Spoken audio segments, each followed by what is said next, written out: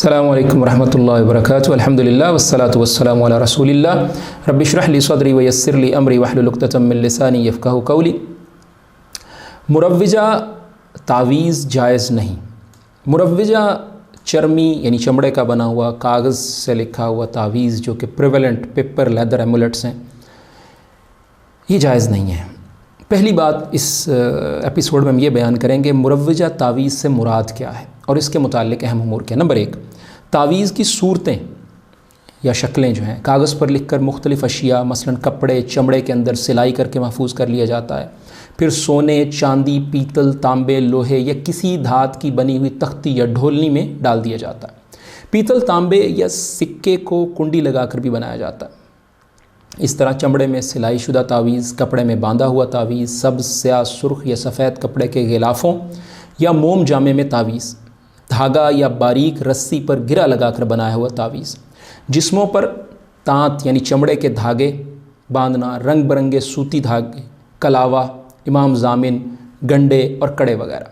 اس کی مختلف شکلیں اور ڈیزائن ہو سکتے ہیں۔ یہ تکونی بھی ہو سکتا ہے، مستطیل بھی ہو سکتا ہے، چوکور، گول یعنی ریکٹینگولر، اسکوائر، پیرامڈ۔ اس طرح سگریٹ نما بتیوں کے تعویذ بھی ہو سکتے ہیں۔ اس کے پہننے کی کیفیت کیا ہے؟ یہ گلے میں لٹکایا جاتا ہے، بازو، ران یا جسم کے کسی بھی حصے پر باندھا جاتا ہے۔ غیر اللہ کے نام پر کان میں چھید یعنی سوراخ کروا کے اس میں بندہ پہننا، یہ بھی اس کی ایک کیفیت ہے پہننے کی۔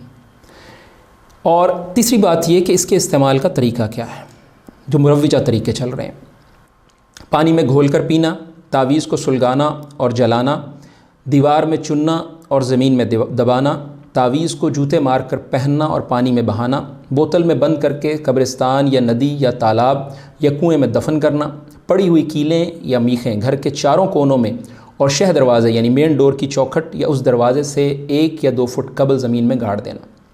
عامل جو ہے بعض اوقات تعویذ کے فلیتے جلواتا ہے کہ فلاں دعا یا شداد، بیداد، نمرود، حامان اور قارون کا نام لے کر چاندنی رات میں جلا دینا۔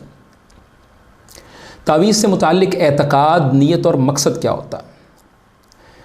ذاتی فائدے کے لیے، دوسرے پر اثر انداز ہونے کے لیے، اس کو نقصان پہنچانے کے لیے، ابتدائی تعویذ یا جوابی تعویذ، کسی مرض، مصیبت، نظر بد یا دیگر پریشانیوں سے نجات کے لیے، سر کے درد سے نجات کے لیے، ڈراؤنے خواب سے بچنے کے لیے، ڈر اور خوف سے بچانے کے لیے، بچوں کو بری نظر سے محفوظ رکھنے کے لیے، محبوب کی بے رخی ختم کرنے کے لیے، محبوب کو قدموں میں لانے کے لیے، بانجھ پن کے علاج کے لیے، نئے شادی شدہ جوڑے کے لیے۔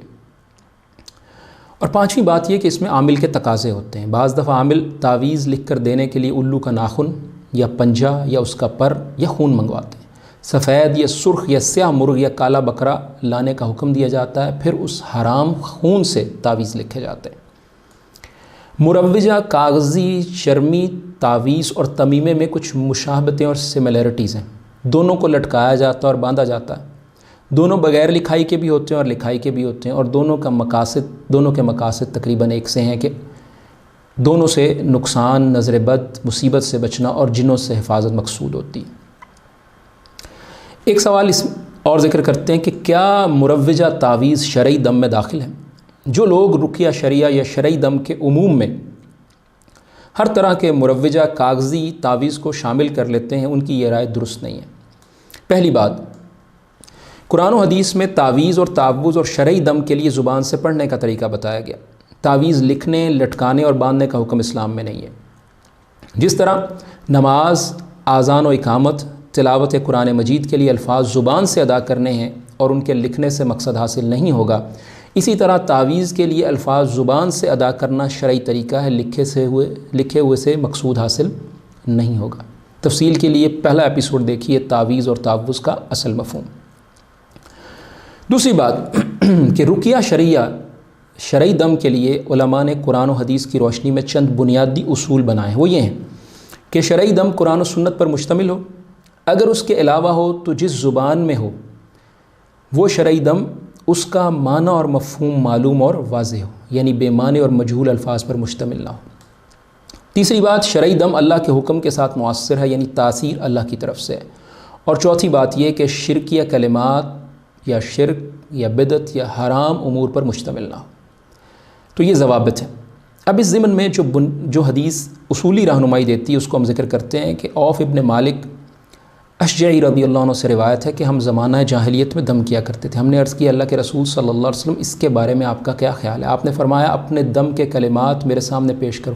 اعرضوا علی رقاکم، میرے پہ پیش کرو، دم میں کوئی حرج نہیں ہے جب تک اس میں شرک نہ ہو. صحیح مسلم 5732 اور یہ مفصل نمبرنگ کے مطابق اور مختصر نمبرنگ کے مطابق 2200 یعنی 2200.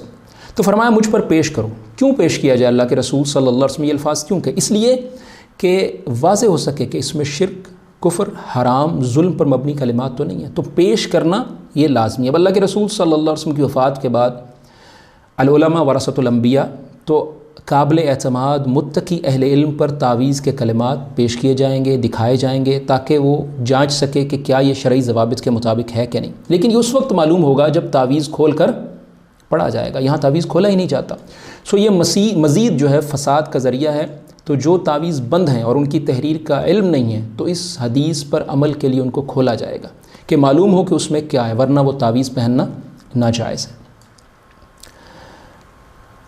تعویذ کی تحریر کی تفصیل اور تعویذ کے بارے میں شرعی حکم، یعنی تحریریں کس طرح کی ہوتی ہیں اور ان کا شرعی حکم کیا ہے عموماً تعویذ میں، اس کی تفصیل ہم بیان کرتے ہیں. پہلی بات یہ تعویذ ہم نے کھول لیا، یعنی اہل علم تعویذ کھولیں تو اس میں جو صورتیں نظر آ سکتی ہیں وہ درج ذیل ہو سکتی ہیں. پہلی بات یہ کہ اس میں جو تحریر ہے یہ الفاظ ہیں غیر اللہ سے مدد مانگی گئی ہو، شرکیہ الفاظ ہوں، جادو، طلسم اور شیطانی منتر والے تعویذ. ایسے تمام تعویذ ناجائز اور حرام ہیں.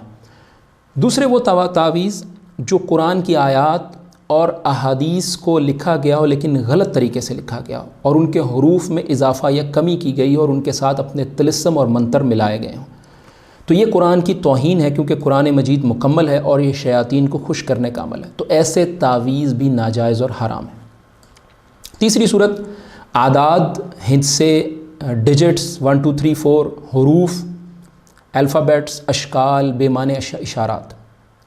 تو ان کی تفصیل ہم بیان کرتے ہیں کہ یہ کیوں ناجائز اور ناجائز ہیں. پہلی بات یہ کہ اللہ کا کلام بھی عربی کے 28 یا 29 حروف تہجی الفابیٹ سے بنا ہے. کیا اگر الف سے یہ تک سارے حروف تہجی پڑھ لیے جائیں تو وہ قرآن مجید کے برابر یا قائم مقام ہو جائیں گے؟ بالکل بھی نہیں. قرآن مجید کو اسی ترتیب اور انہی الفاظ سے پڑھنا پڑے گا جو قرآن کریم میں ذکر ہے. مثال دیکھیے، الف لام میم 3 حرف ہیں، اسی ترتیب سے پڑھے گا تو 3 سے لے کر 30 نیکیاں ملیں گی.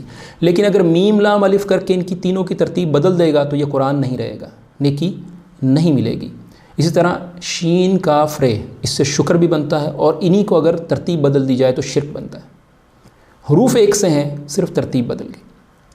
اس لیے جس تعویذ پر حروف تہجی الفابیٹس لکھے ہوں وہ پہننا ناجائز ہے، بلکہ مزید اس میں یہ کہ لکھنے والے کی نیت اور مراد بھی معلوم نہیں ہے. دوسری بات اعداد اور ڈیجٹس کے حوالے سے کہ رسول اللہ صلی اللہ علیہ وسلم نے اعداد، ہندسوں یا ڈیجٹس 1 2 3 4 کے ذریعے سے اللہ تعالیٰ سے تعوذ نہیں سکھایا، نہ ہی انسانوں کے مابین یہ اعداد اور ڈیجٹس گفتگو اور کلام کا باقاعدہ ذریعہ ہیں. اس لیے جس تعویذ پر ہندسے، اعداد، ڈیجٹس لکھے ہوں گے وہ پہننا ناجائز ہے. مزید یہ کہ لکھنے والے کی نیت اور مراد بھی غیر معلوم ہے. چوتھی قسم یہ ہو سکتی ہے کہ تعویذ کے اندر جو الفاظ لکھے ہیں نامعلوم اور مجہول کلام. مثلا واضح اور معلوم کلام کی کیا مثال ہے کہ اے اللہ مجھے مصیبت سے نکال دے. یہ ایک ایسا کلام ہے جو سمجھ میں آ رہا ہے. لیکن غیر نامعلوم اور مجہول کلام کیا ہے کہ تان شین، اب اس کسی کو کیا معلوم کہ اس کا کیا مطلب ہے. یہ منتر بھی ہو سکتا ہے اور ان کا وہی حکم ہے جو حروف تہجی الفابیٹس والے تعویذ کا بھی ہم نے بیان کیا، یعنی ناجائز ہے. تو یہ 4 اقسام کے الفاظ اور تحریر والے تعویذ اولاً تمیمہ سے مشابہت کے سبب تمیمہ کے حکم میں شامل ہیں، یعنی ان کا استعمال شرک ہے. ثانیاً کفریہ، شرکیہ، مجہول اور نامعلوم حروف اور الفاظ کی لکھائی کے سبب تمیمہ سے بھی زیادہ ہلاکت خیز اور گمراہ کن ہے. پانچویں قسم جو ہو سکتی ہے وہ یہ ہے کہ بغیر لکھائی کے تعویذ، تو وہ تمیمہ کی طرح ناجائز اور شرک ہے. اس کی تفصیل کے لیے دوسرا ایپیسوڈ دیکھیے کہ تمیمہ شرک ہے. اور آخری جو قسم ہو سکتی ہے وہ ہے قرآن و حدیث کے مبنی کلمات پر اور صحیح مفہوم و معانی کے الفاظ پر مشتمل تعویذ.